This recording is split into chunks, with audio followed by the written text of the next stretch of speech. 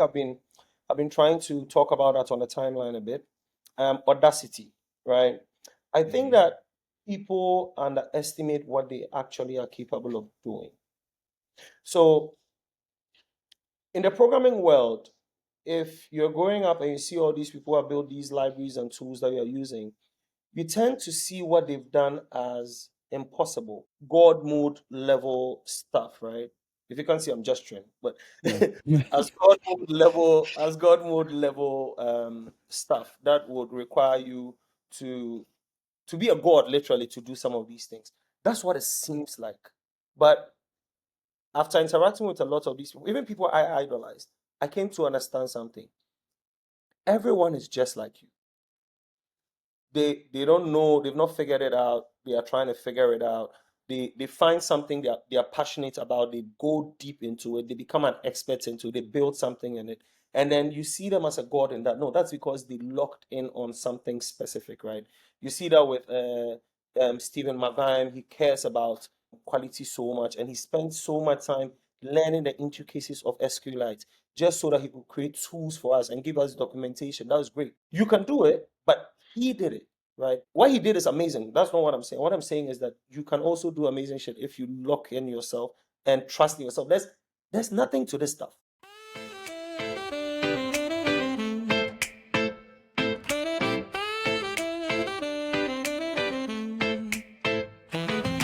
Deep in the soil where the sun don't peak.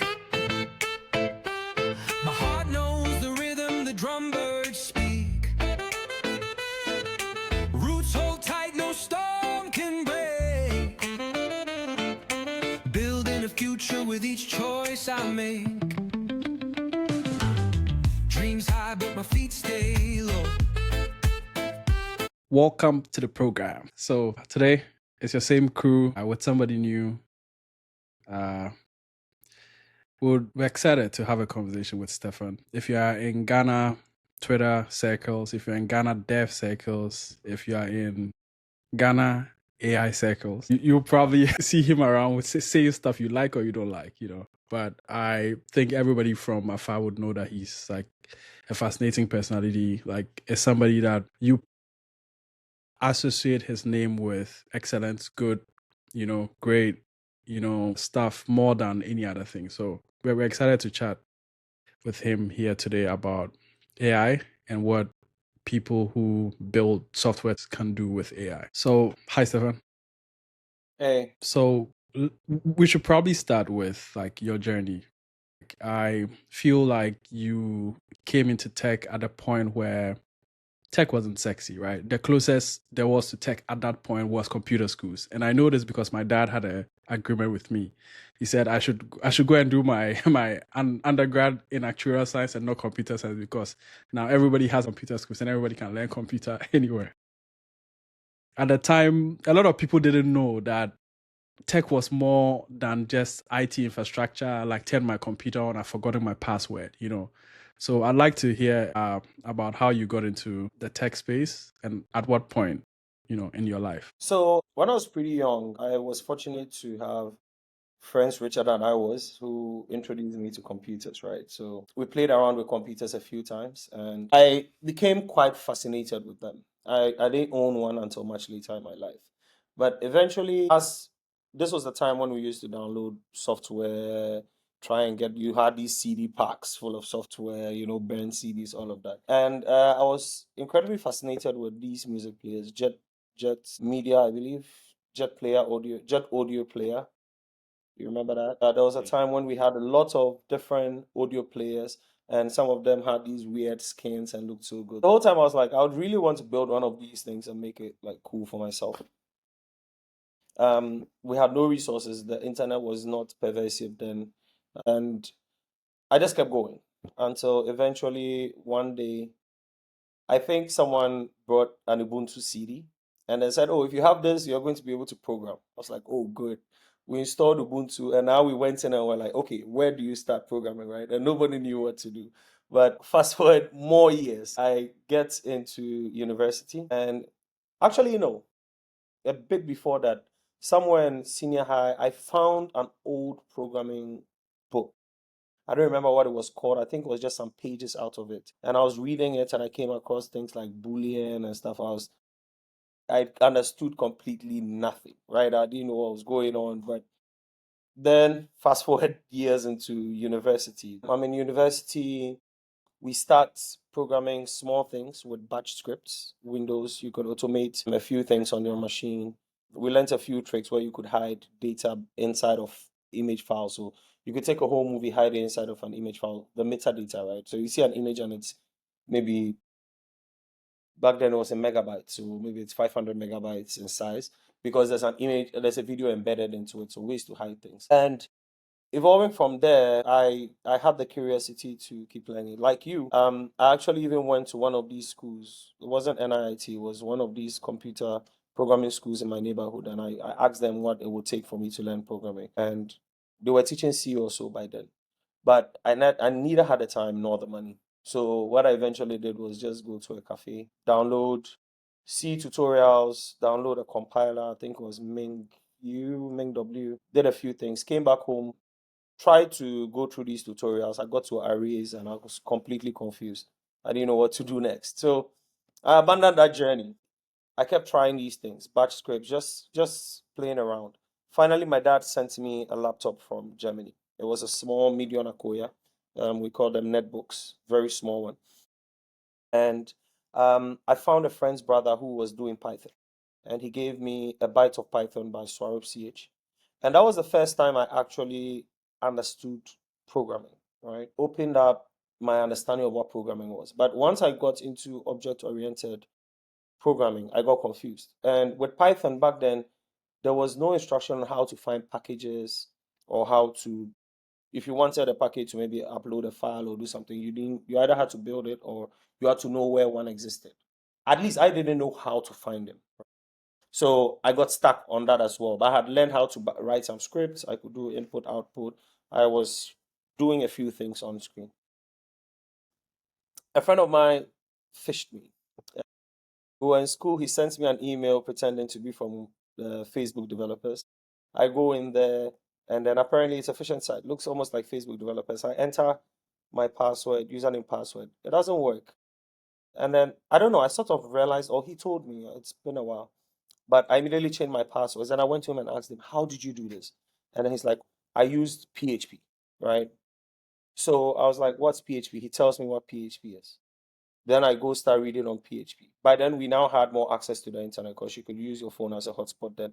I think Tigo even had a 99 Ghana cedi a month unlimited package that was slow as hell, but we could use to browse. So I What year? started. What year was that? This would be circa 2009, 2010-ish. Around then, that's when I was in uni. Yeah. So I start learning PHP and all of a sudden I get it. Because with PHP, you don't have a huge standard library. You have almost any utility you want there.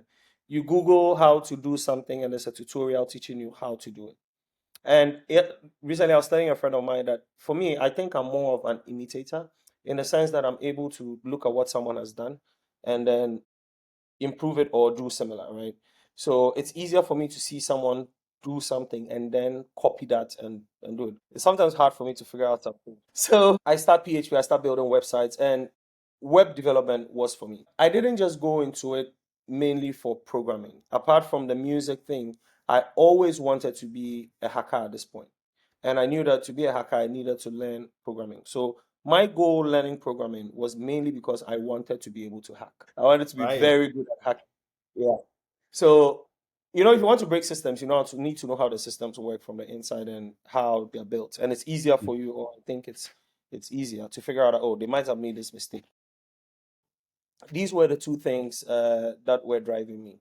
And I got myself into it. But I loved building for the web so much. It was just fascinating seeing what I wrote come on screen, seeing things that I wanted to build. And I just went on a spree of imitating other things that people had built, trying to build my own.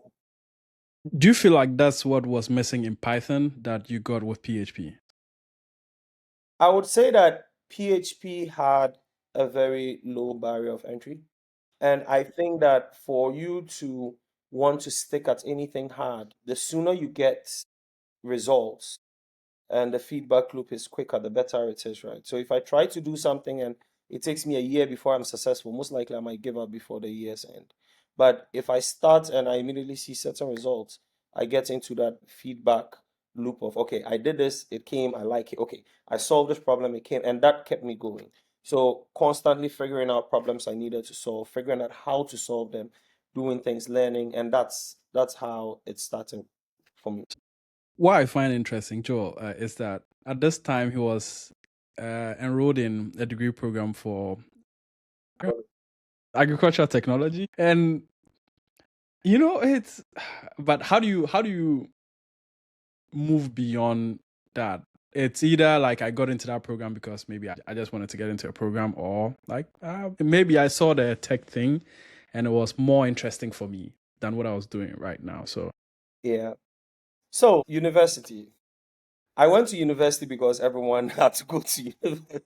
And my strategy was to choose the easiest course, or what I thought was the easiest course to get through school. I'm quite lazy when it comes to academic work or even doing work in general. I'm quite lazy when it comes to that. I want to do it the fastest, easiest way and get it done with. So I didn't like school. My goal was find an easy course, go through it. Agric sounded like it was easy. It's not. Trust me, it was possibly one of the worst decisions I could have made in terms of choosing a difficult choice course. So, but on the other hand, our academic system is quite fucked up. We prefer rote memorization and chew and pour, as we call it, over understanding. And for me, memorizing and chew and pour is quite easy to do. I gained a basic fundamental of the course material, memorized most of it, and then went. And that's why I did all my learnings just before exams. I was that guy. I was that guy who would learn right the night before the exam. And I learned twice in a term before midterms, and then I would read the second half of the handout at final. So school for me was quite easy. The problem with school was finding things that would interest me or keep my interest. And I found an interest in programming. And when I find something that interests me, I really don't care. I just went down that line. There was no career path, there was no goal. It was, I like doing this thing. I'm just going to be good at it. Like I just liked it. Right. I didn't even think I'll be a software engineer as a profession. It didn't exist for us at least. Interesting. Interesting. For me, the key pointers here then is that the whole part of getting exposed to information, the more you expose yourself to information, you just increase your lack surface area because then you get to think. You can't think your way to passion, right? Sometimes if you want to find something you're passionate about, you really have to get your hands dirty and explore things. And I think that's for you, taking a curiosity, getting your hands dirty, getting blocked at a point, but also like finding your path around it was what really cracked it for you. And it applies everywhere, to be honest. yeah, and hearing your story too, I think that just stands out. Like that, I want to tinker, or like I want to know. Okay, like I'm curious. What's this? Because if we took at a Zane, if we look at a Zane Africa Challenge where you went to compete with other universities in Ghana and across Africa, right? In maybe non-defined domains, so like general stuff around what's happening. Then you came back to Ghana and did your national service at Fidelity Bank, started in service desk management, and that like finished, and then got a job, right?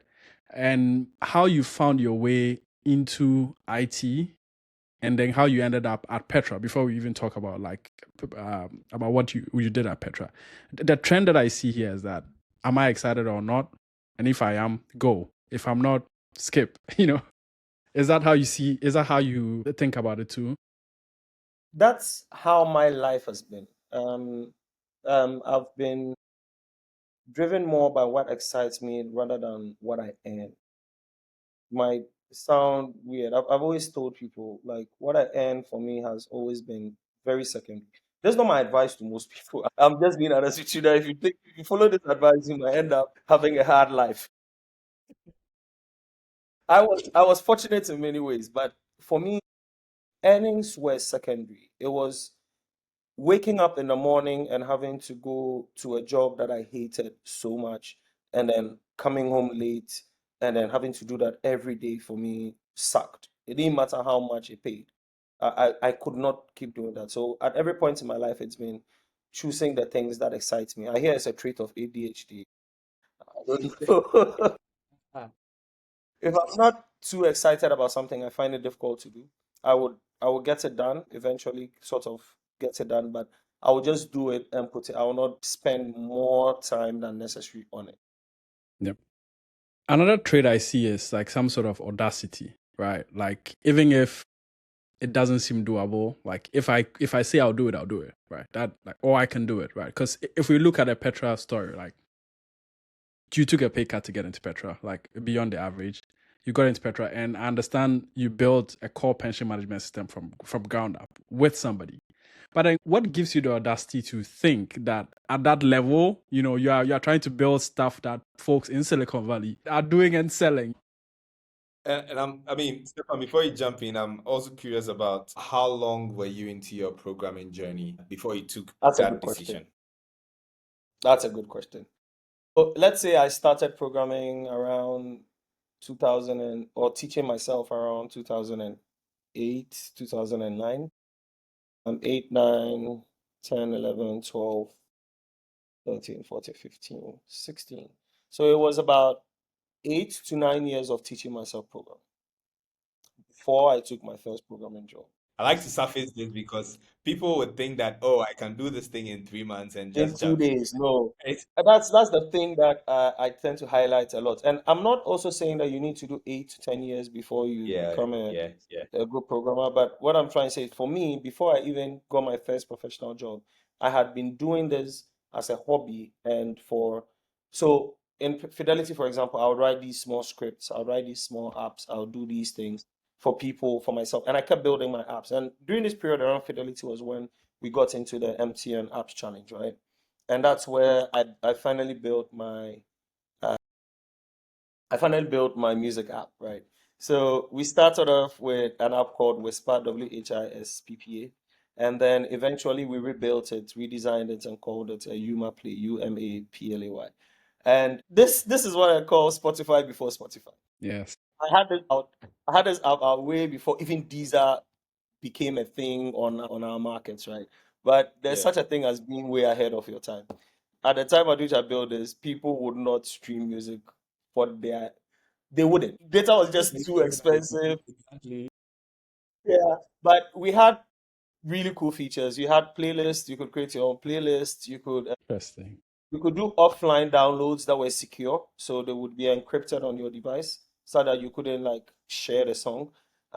We had support for that. We had basically your music catalog and everything. Of course, I didn't have Spotify kind of money, but it was a full app working, everything offline play, really built, well done. I think we came in third place at MTN Apps Challenge 2.0, either third or second place. Yeah, for that. But Interesting. yeah, But the interesting thing is, what I'm discovering too is that Stefan, you like music, right? I like what? Music. Are you a music I do. person? I do. Yeah, the reason I'm saying this is that when he started, he was like the Jet Audio app, the skins and all of that. It was literally music, right?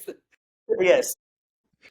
Dude held on to his dream of building I'll build something this music music player. I related. build that music player. No, if I didn't build that music player, I'll be happy with myself. But you asked about something important that I want to highlight a lot, and I think I've been trying to talk about that on the timeline a bit.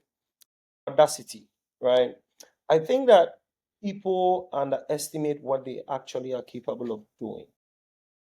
So in the programming world, if you're growing up and you see all these people who have built these libraries and tools that you're using, tend to see what they've done as impossible, God mode level stuff, right?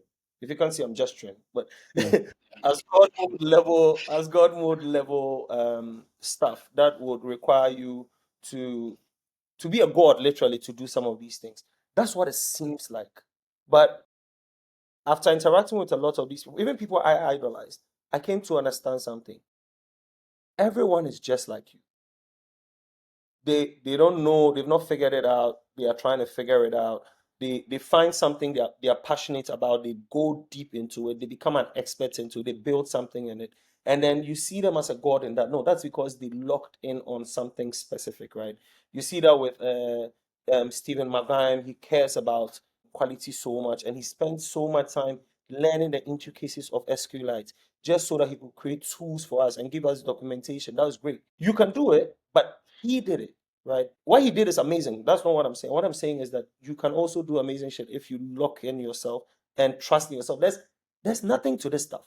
It's like maybe Steven, Joel, you might agree that when you became a career person, someone would have said, "Oh, this thing is impossible for people," and then now look at you. But look around you, the people who are getting notoriety and who are making names for themselves. I'm sorry, most of them don't even deserve the time. The only reason why is because they've put themselves out there. And you are good, but you are scared. You are sitting in there. Just do it. Nike says, just do it. Just Yeah. do something. Yeah. Yeah. It's I almost feel like you have to consciously try to break your frame of possibilities. And I was listening to someone who said it, but in a context of earning, right? If Mhm. you earn 10K right now, it's easy for you to think of how much to if you want to earn 15K or 20K. But you never think, can I earn 100K? Like, it breaks your frame. Yeah. But it will shock you if you spend 2 hours on a board saying, okay, how can I earn 100K? And just consciously break that frame. And it's the same thing with career possibilities, right? Like, you If have it's to not consciously in the try to realm break the of frame. possibility, you will not even approach it. Yep. Yep. And I think your environment plays a key role because It second, I think does. Anthony, I've said this before. The first time I coached a tech person was when I saw that a job would pay 6 figures from Ghana. And coming from Big Pharma, I had never seen something like that before. I was like, what? What are you talking about? And that This broke my brain. Like exists. sometimes exactly all you need to see is that it exists. So that's why like I'm Yeah. really big on curiosity because the more you binge on information, the more you get to know that see, I can do this thing because Yeah. you see others doing it, you see that it's possible. But then if you're always like locked away and the immediate environment is always like getting you to focus on very mediocre stuff, then that influences like the vision for you, right? And it closes up opportunities too as well. But it doesn't take away from the fact that until the primary needs are solved, it's really difficult sometimes to get out of that survival mode. So we understand that, but it doesn't also take from the fact that there are people who had absolutely nothing who came and created greatness, right? So it's just I think it's about purpose. So I came across a concept in relatively recently. It's been about 5 years more, but that's relatively recently in my life, called Ikigai. Being able Yeah. to have a balance of your vocation with what helps the world, what gives you joy. And basically, this whole intersection of where Pays in you your as life, well. what pays you. You're doing something you love, it helps the world or people around you, it gets you paid. You can go look it up. But Yeah. this whole intersection, once it's going to be a pipe dream for a lot of people, but it's extremely achievable because once you have a good purpose and you keep moving in that purpose, all the other things sort of fall into place. Yes, you have to work hard, but still things tend to fall into place once you're putting in the effort.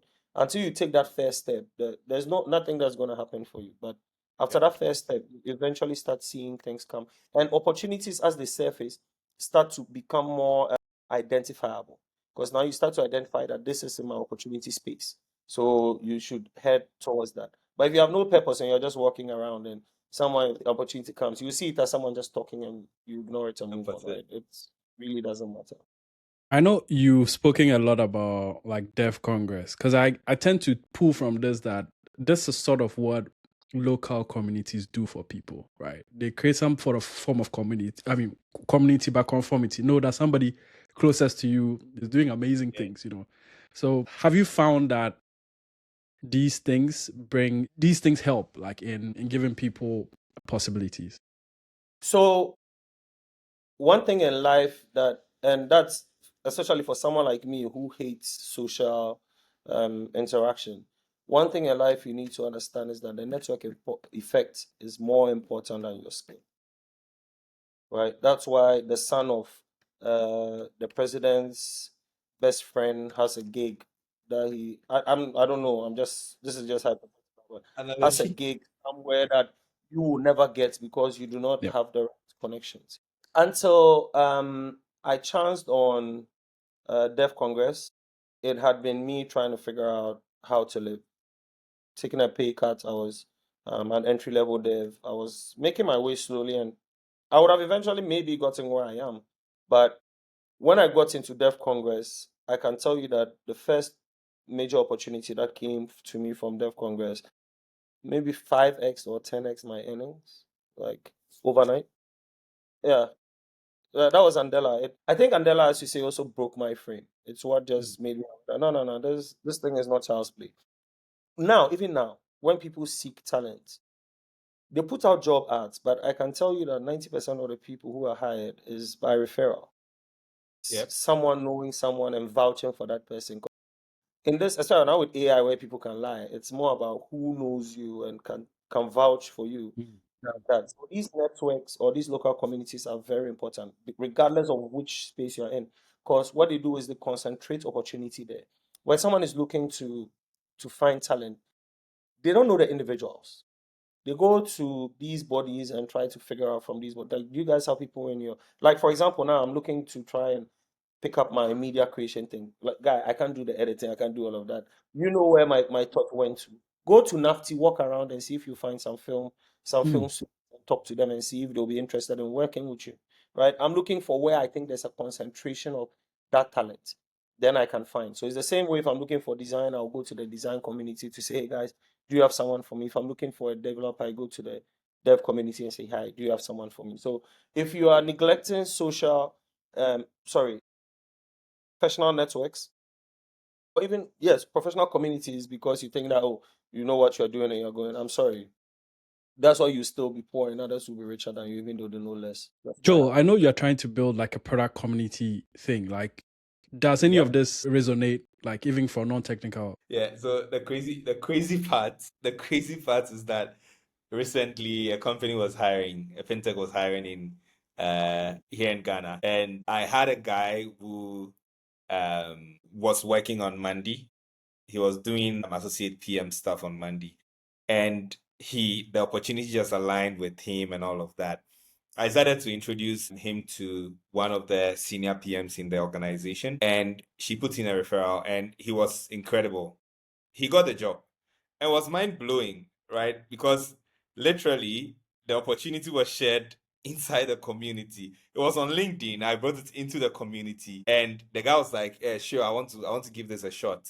And then the recommendation came in, and then he was able to secure the job within like a month. And he started, and he's loving it. So I completely agree with what Stefan is saying. And quite recently, I also made a post on LinkedIn about referrals, and people had their own, should I say, perception about it. But I had to break it down, especially from a recruiter's angle. It's typical to, if I want to get something today, if I wanted to buy a phone or buy food and all of that, I wouldn't just walk straight to Tiptoe Lane or go to Instagram.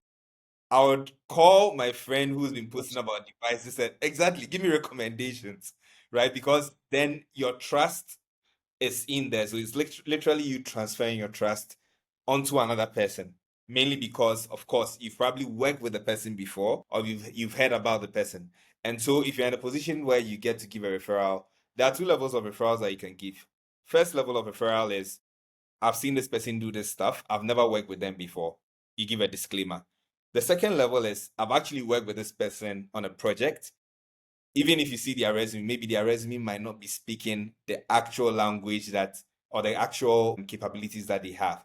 And mostly when you ask people that you want them to refer you for a job, they mostly think that you are looking for the type 2, right? Because yes, I've not worked with you, so you're just a stranger. But sometimes it's just a case of type 1, just mention my name to the recruiter. Unless, of course, we've worked together, we've worked on the project. And that's why doing these community freelance projects, hobby projects is also good because you give people the opportunity to experience your work ethic. They get to know your skill set and then they can speak to it because there are organizations that will be taking a referral and then ask, have you ever worked with this person before? What level would you categorize them? I think back then when I was recruiting for Wave, that was one of the questions that they would ask. Have you worked with a person before? Where will you put them? Will you put them on the top 1%, top 10%, whatever? And I can't speak to that if I've not worked with you, right? So the community work, I think involving the community, co-creating projects, just getting people to experience your skill set, it goes a long way in terms of referrals and landing opportunities. And talk about what you're doing also online. Because again, you might be on my TL, but if I don't know what you're doing, I don't know what you're doing. Right? Exactly. So if you're doing something, talk about it. You might not be ready, talk about it. I'm guilty of not talking about things that I'm doing, so I'm not just giving this advice easily. But if you're doing something, talk about it. Let people know that you're doing this, and then the support will come with that. We'll talk about plutonium though. Anthony, did you find plutonium? No, I didn't. Tell me, what up? Yeah, no. So now I'll keep it for later. Sometimes I Okay. read about it, I'm like, shit, I'm confused. But Stefan is obviously so when we get towards the end, I think he'll talk about that stuff, that very cool stuff that he's building is like a dev facing stuff, a dev facing toolkit. Yeah, exactly. Okay. So maybe let's zone into this. On 420, I heard you say, Stefan, that you are nowhere near what AI is doing. I'm not even sure about the stuff. And then now you're like the biggest apostle. So tell me, what was your Paul to Saul moment? Okay, this is hilarious because 420 is kind of like my day, like that's my jam, 420. So the fact that you nailed the date as 420 is funny to me.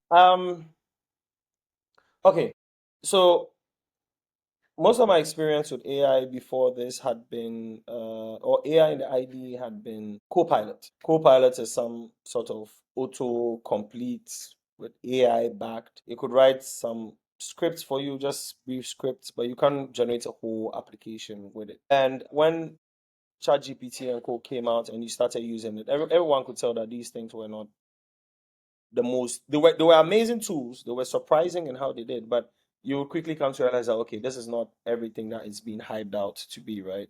Like it has mistakes, it has issues, and we kept talking about hallucinations. So every time when agents came out, like Cursor and Windsurf and all of these started coming out, and people started talking about them and how good they were.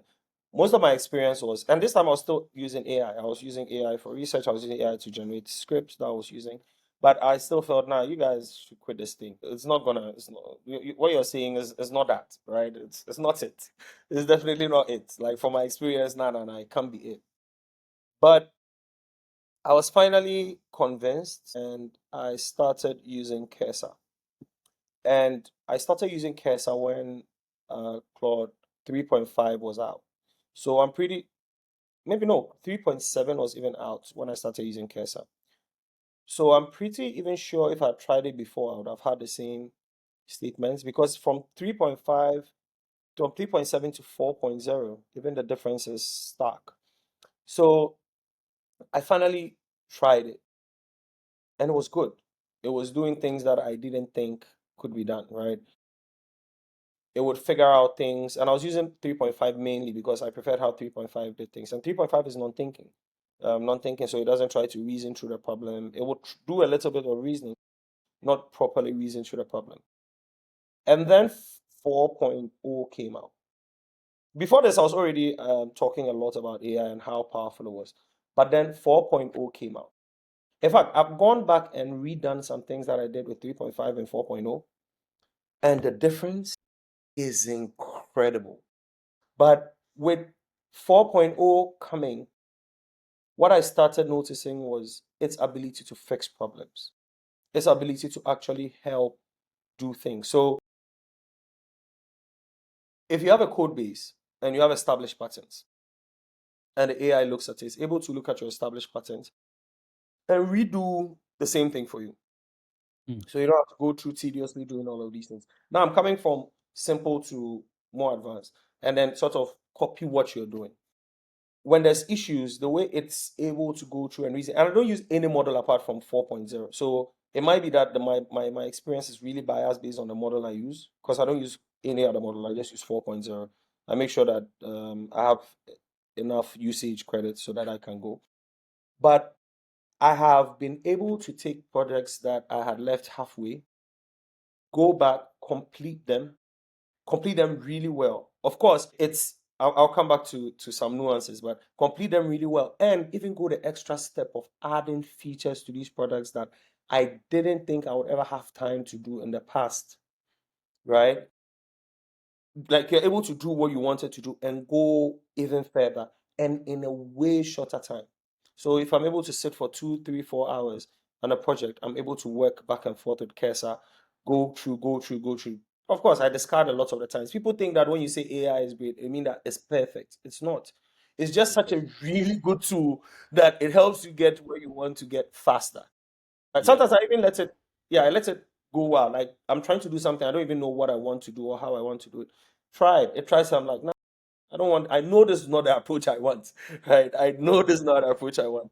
So I start all over again. I do that all the time. What you come to realize is that working with AI is like working with a junior developer. And I've been working with junior developers for a long time. So it's mainly been do this, do it this way. They come back, you check it, you correct it, and then you improve it. So for me, that that has been my workflow. That workflow fits directly into my thing. Because it's basically me saying, hey Kesa, do this. No, no, no, not this way, do this. I go back and edit it. It's exactly how I work in real life. So working with Kesa is like having a human being that has almost all the information in the world in its head at once and can regurgitate it. So all I can tell you is that as a tool, it's incredible. I still don't play as wholesale, but you're definitely going to have to start including AI in your toolkit. It doesn't matter what you do. So the reason I find what you're saying fascinating is that I know at some point you had wanted to do just building tools for devs when you had done this for like 15 years. And even for you, like, you still find it really useful enough to want to rely on it. I think you're at a spot where you can really benefit from it, and it's interesting. Yeah, So I'll say I just wanted to chip in then that perhaps then it starts introducing risks for people who are now coming up in their, development ladder. And maybe that could be a second question that you get to answer. So you mentioned that you've been working with junior developers for a long time. And I know you're committed to something like Dev Congress because, of course, like you're community papa. So you are supporting young people to, come up and all of that. Should we take that out of the frame? Would you say that currently, like if you had to build this like moments of truth and you can add that in your follow-up like submission, would you say that if you had to build projects right now, you cut down on the number of junior developers that you're going to have on that project? I know I it's a don't tough have to question. answer this hypo, I don't have to answer this hypothetically. I can actually Yeah. answer this Yeah. factually. Okay, let's go. I actually didn't expect that. I thought you were going to run away, but yes, I love No, it. no, no. I don't fear who. I don't fear anybody. Okay, so as I was saying, I can actually answer that factually. My my React post about AI taking React jobs, devs jobs, was not a hypothetical thing. I have a project that I'm building. I know we can't share. We don't have the time. I posted it yesterday. I posted a tweet where I said, upon this blank canvas, something Yep. amazing is Yep. about. I saw that post. All right, that too. I had an idea for, I've been trying to build something for chat USSD for years, right? I've been building it in pieces. And then since AI came, I've completed so many sections of it. And now I'm building the flow builder. So when I started, I initially wanted to hire a junior engineer to work on it for me. And I had already prototyped most of it using AI, but I was using Claude in the browser at this point, not agents. So when I read out to some people, the amount that they were charging me, I looked at it and I was like, no, it's not kind of worth it. So I decided to sort of put you on the back burner for a bit, and I decided to use Pesa when I got it. I just realized that they're fucked. Seriously, and the reason why I say React devs are fucked is I'm not saying developers are fucked. I'm saying React devs are fucked because there's a group of developers who make themselves framework developers, right? Um, they are React developers. I don't know what that concept is, right? It's like React it's a single library. It's a Uh-huh. library that you can use out of many things. I didn't hire you to be a React developer. Maybe you might be doing React for me, but tomorrow if I need you to start doing something else, I need you to be able to pivot. So I need programmers. I don't need React programmers, right? Someone who is stuck in that thing. And if you've locked yourself into, I am a React programmer in that small Framework case, or and space. AI is so good at creating React. You spoke about both. That's most of these things are React apps that these AIs generate. Yes. If you are only a React developer and AI does React very well, where me, who has fundamental understanding of React, I did React long ago, I've forgotten most of it, but I have an idea what React looks like, what the issues are. I can sit down and prompt it. Do you really think your job is secure? Like, let's just be frank. Don't think of it as I'm hating on your React or whatever. But do you really think that your job is secure if someone who knows how to do other things can do your job as well? So initially, I would have given the React job to someone because I'm busy writing the backend.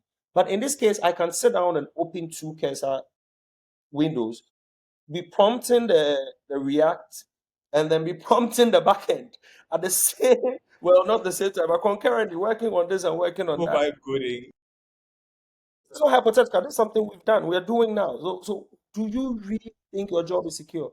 Who do you think I'm going to hire? The guy who can sit down and prompt both the backend and the front end, or the guy who only knows how to write front end code? See, that's my argument. But again, it's incendiary content. No, let's flip this, right? Let's say I'm a React developer. Right. And with the tools you've seen right now and the stuff going on right now, how do you think I should start to think? How do I position myself? Use the AI to Use write your React React. code and learn other things. Because look, this Yep. I was telling you when I got into programming, I had no hope of a job. I never thought I would get a job being a programmer. I kid you not. I did this for fun. But what you have to realize is I did it because I wanted to build. And I've been building since. Being an engineer is about building. Like you have to switch from being a worker who builds for other people to building stuff. Derek is a UI UX guy. He can't code to save his life right now. He's built a product that he had in his mind because of AI. Do you understand? Yes, it might not be perfect. Tomorrow you might need to redo it, but we are in the age where now anything you imagine is possible. Life. So Yeah. what are you waiting for? Very valid. Like a job? Of course, a job might come, but build something. You might start making Yeah. money. A lot of these Westerners that we are looking at and we look up to, these guys have built these small tools that and them small revenue here and there and things. But locally, we don't have that mindset. There are a lot of businesses here that could benefit from a lot of technology, but no one is building for them. No one. Fact. Fact. Fact. Fact. And I mean, just to add to that, I've been taking a look at job boards that, had AI trainers, and you realize that most of the job boards would have a lot of Python and JavaScript AI trainers. You don't see the Rubies, you don't see the PHPs, and all of that stuff. So perhaps like those are some of the trends that you have to be looking at as a developer, as an engineer, thinking through the fact that, well, if they're actively training on the language that you hold dear to your heart, perhaps that language will be wiped out with AI agents in the next couple of months or years or even days. Who knows? Yeah. Sure, and So, it's a good thing, right? It's a yeah. good thing. It's a good thing that AI gets good at writing JavaScript code, PHP code. But the mindset now is we used to be the okay, let me put it this way. When computing started, they used to program punch cards. Take a card, punch it, zero, on, off, whole means on. You used to program by punching cards, hundreds of them, right? We got more efficient. We moved into digital where we started writing assembly. I don't know if people wrote machine, but we wrote assembly. Then No, we no. started adding Assembly. languages. We started adding abstractions on them, allowing people to write things in C. Then we started adding Java, JavaScript, all of these tools that make it easier for you to build. So we gradually built easier tools on top. The way I see AI is it's just the next evolution in how we build. So the programmer, the human in the loop is necessary. You're still Yep. going to need that person sitting there and saying, okay, write this, do this, do that, do that. But you're still going to have that human being at that level. So you're Yep. still going to need programmers, but programmers who understand how to program using AI. And the reason I'm saying that this is going to happen is that Anthony, I think the I lost Stefan. productivity gains are just way too much for us to ignore. That companies are going to keep hiring people who don't use AI. The productivity gains using AI are, look, Joel, you are into business. You understand that productivity matters above all else. The productivity gains, Yep. even with AI's flaws and its issues, the productivity gains they warrant the fact that people are going to move towards it. It's just the way it is. So start changing your mindset. You still need to know how things work at a lower level to be good at building them, but you are going to have to start using the AI as an interface. Coding by hand is now more of an artisanal art I know. thing. People like doing it, but for work, AI is what's going to take over. And I'm hoping that like a lot of local employers would come to terms with that fact and try to, embed that in the day-to-day workflow of engineers that they hire, rather than still, we have our people who typically say, oh, manual car is the best car to use, right? Whilst Yeah, automatic makes your life easier. They'll tell you that, no, no, no, I want manual. And so, like with that mindset, I hope that if any leader is watching this video, they make sure that they are democratizing access to AI tooling for their teams, and they are getting their teams to stay more productive, ship faster, bring more value to their customers, so that they can also make more money in the business rather than sticking to the old ways. Yeah. yeah. But one thing too on that is we're in a new environment now. No one really knows what's going on, how to do these things. So it's also the onus of the developers to do the experimentation and go back to management with their discovery and let them know what is going on. But sitting on the fence and saying that AI cannot do it, AI cannot do it. Valid, valid, valid. And it's only the threatened who will not take that move, right? They won't make that move. Anyway. Yeah. Over to Jan. I want us to spend the last bit of time just talking about what you're working on right now and what you're interested in. Like, what's This is your happening for you portfolio. right now. Yeah. Yeah. So I'm currently more in the chatbot space. I'm still doing my work with Petra and all, but I'm more currently in the chatbot space. I've been building a product. It's not public yet, so I can't talk about it. I've been building a product for education using chatbots. But on the side, my passion still remains building tools for myself and for others. So I think two of the major ones that I've been working on are Plutonium, which we've spoken about. And Plutonium is basically Yeah, I want you to go into the details. Explain it as though you were explaining to a 5-year-old. Yes, let me put it okay. that way. All right. So when you are building software, right, there are things that you do over and over again. You constantly do them, so it makes sense to sort of write them in a library.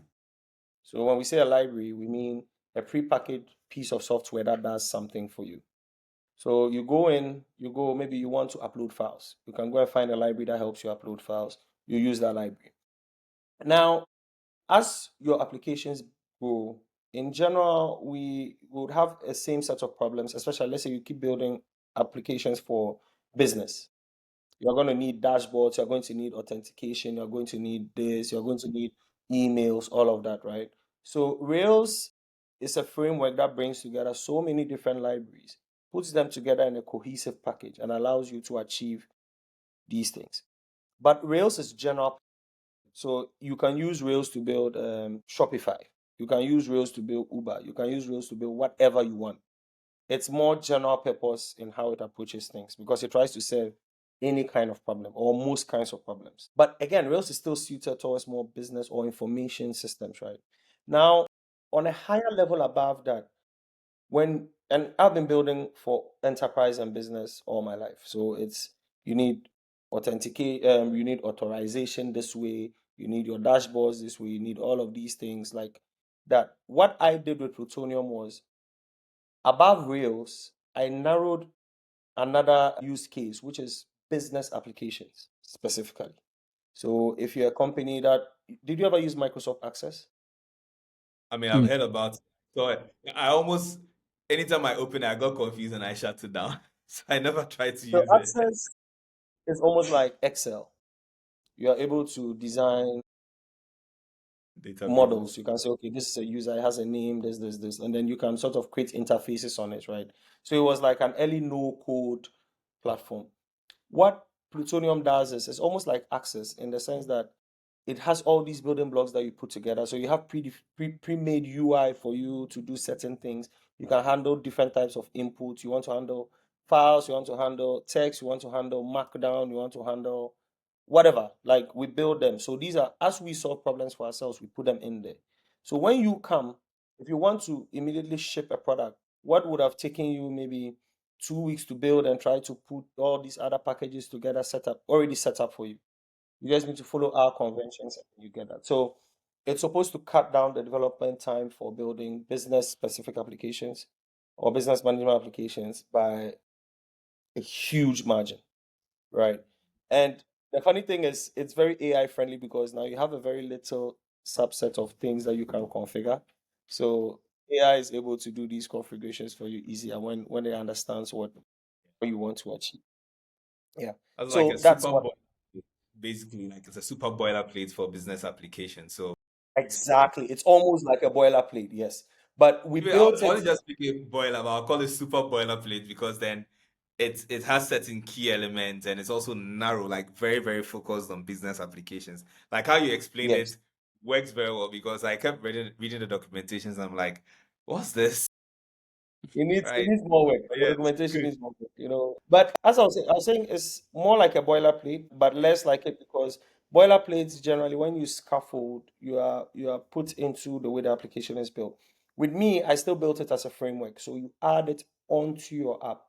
So you can still build your application like it's a real framework, but you can include Plutonium as a portion of it, right? And then help you achieve those things. Then I also built a flowchart. Flowchart, as I said, is something that I've been thinking about for a long time, but it gives you a very easy way to build USSD application, not USSD, conversational based application. So the Right.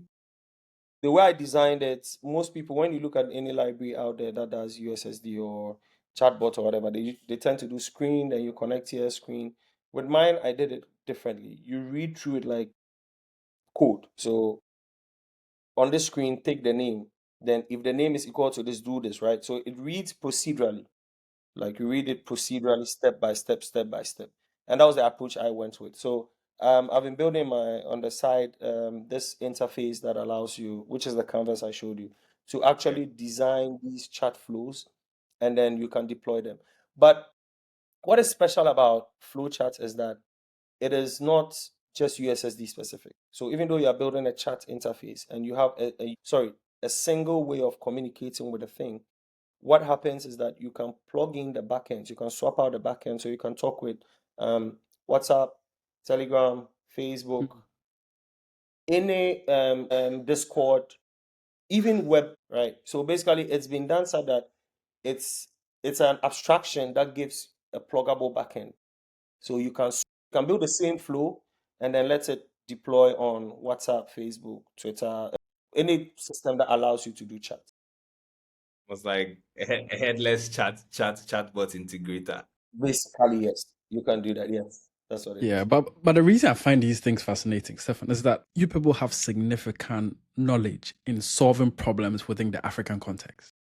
Mhm. So your tools would work better than any other tool like on the market. Because again, like if you look at the concept of banking, who would have thought that mobile banking would be a phone number based bank? I know. And I then know. you'd have everybody interact with this mobile bank through a USSD, Yeah. and the next layer from that is WhatsApp. And that's why, I mean, we've become huge adopters of WhatsApp. So you'd find that people can build tools on top of WhatsApp using these things that you guys are building. So it's truly fascinating how you guys have the WhatsApp is industry knowledge. you'll be surprised what people are doing with WhatsApp. It's incredible. Like people are building all these tools for education, for Yep. customer support, all of that. When I got into the chatbot space, it is its own industry. You know, that's the beauty of being a software engineer. You get into different spaces at different times, and then you are like, wow, there's a whole world here. There's a whole world that you have no idea about, and it just exists, and there are people in it actively, like a huge industry, right? And then you go here, and there's a huge industry, and nobody outside the industry knows it even exists. And you're like, how? How that's the thing. Like there's so many things going on. Anyway. That's what I like about software because it's one of the reasons I decided to transition from big pharma to software or the tech space, because it's like the moment you dream it, you can just bring it to life, and that thing Yes. is powerful. It's so Yeah. powerful. Like, I think when you get into it, you might downplay it, but then when you're actually outside it, you realize that wow, like You realize how it is. Yes, it is very powerful. it is. So yes, another thing about USSD is people really underestimate USSD, but USSD is so powerful that you can actually even transmit data over it. What type of data? Yes, any Like data. huge volumes of data. Yes. Like now this is a discovery Say more, for me. say more. I have a proof of concept of it where you can send you files via USSD. Wow. It's if I explain it to you, you realize that it's a simple concept, but that's the thing that people underestimate about USSD. People think that it's just a screen menu-based system. It's a network connection to some service. Uh-huh. Uh-huh. Think about it. It's a network session. Like when your internet opens a connection to your browser opens a connection to another server, you have a network connection session, right? And you are transferring data over that session. I have this amount of data. Okay, I've received this, I've received this. Okay, I'm done. Close connection. Same with USSD. But we don't really realize it. Now think about this. Take a file. A file could be binary, whatever, but take that binary data, encode it into text or base 64 text, chunk that data into bits, start a USSD session. For each message, you're sending a bit of that file, right? The other end is taking each text that you're sending, connecting them and creating a long. Once it has Bit. the complete thing, it just converts it back into binary and stores it to file. You've transferred file data over USSD. These are the guys doing like crazy computing stuff. Like they are not Sounds doing crazy, development. but it's actually It's like like to an engineering. outsider, it sounds crazy, but from a technical standpoint, it's a very simple thing. Interesting. Right? But Very interesting. we underestimate USSD's power. We just think of it as Very, very much. I'm guilty. Yeah. This was great, Stefan. I think the thing that I've learned from you, knowing about you and talking to you right now, is just that sense of, at the very core, you are trying to be anti-fragile, right? And I'm saying this because, like, so you don't have a single point of failure. Like, I hope if not. they take this whole tech thing away from you right now, you probably do something else. We need to talk about one other thing. Stefan also has a restaurant, right? So Stefan's partner Three. runs a restaurant. I think, yeah, it's worth talking about it so that anybody who watches this can also pass through. I owe him a visit at the restaurant, and I'll pop up soon. But yeah, I mean, Stefan We'll do will be one of great. your shows, one of your meetups there. Yeah, yeah, yeah, yeah. It's Yeah, Celis but say Cafe. more.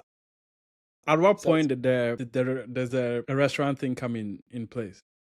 so I grew up in a restaurant business. My mom is a caterer. Um, but we're never really successful at it after a while. So when I grew up, I met my girlfriend, my partner. We initially had an idea to sell ice cream. It was let's sell ice cream. And this was on UDS campus because she was doing this ice cream. And when she was in school, we thought, oh, okay, maybe she should just sell the ice cream for extra income. Then in the bid to get the place, someone had a spot that he in the market that he was finally given letting go, right? So we took over. We turned it into a cafe spot, and this is on UDS campus, Nampala, and we've been running it since then.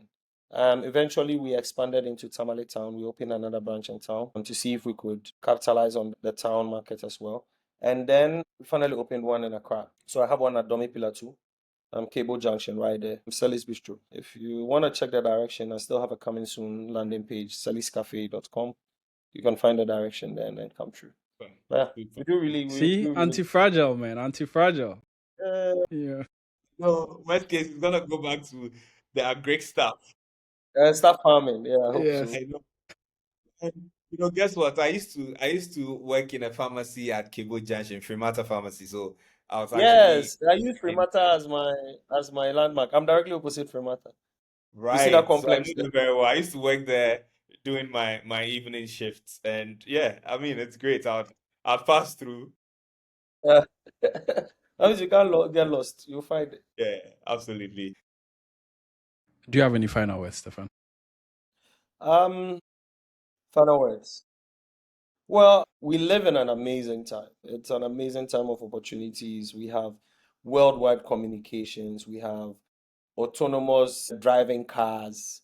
We have tools that can build web apps and applications for you when you tell them to. And you can basically learn anything yourself by just entering a chat conversation. So, yeah, there's a lot of opportunity now. There's a lot of abundance, but things are going to get more difficult because as things get abundant, and everyone has access, it's going to take those who are wily to take advantage of it. Luckily, 99% of people out there are lazy. Just take advantage of what you can, put in the effort, and build something. And when I say build something, I'm not even talking about software. Anything in your life, a business, build a tool, build that craft that you've been wanting to do. You want to be a carpenter, build that table. But just start building. Because if you don't build, you don't build your life. Super. Start building.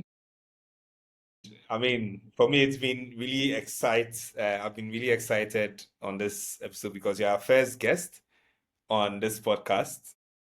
Nice. Yeah, so I think the floodgates are open now, and then the bar is set at this level. So, Anthony, We sh- we have The a bar lot is of work set. to do for scouting the right speakers for this platform. Yeah, but yeah, thanks for the message. Keep building. Yeah. I think our general frame is that if I was listening to this 10 years ago, like, this conversation will probably shape the way I do things. And that's what we hope to be given to people. So we appreciate it like so much. And it's a wrap.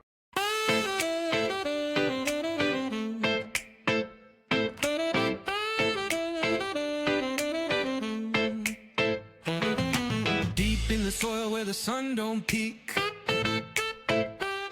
My heart knows the rhythm the drum birds speak. Roots hold tight, no storm can break. Building a future with each choice I make. Dreams high, but my feet stay low.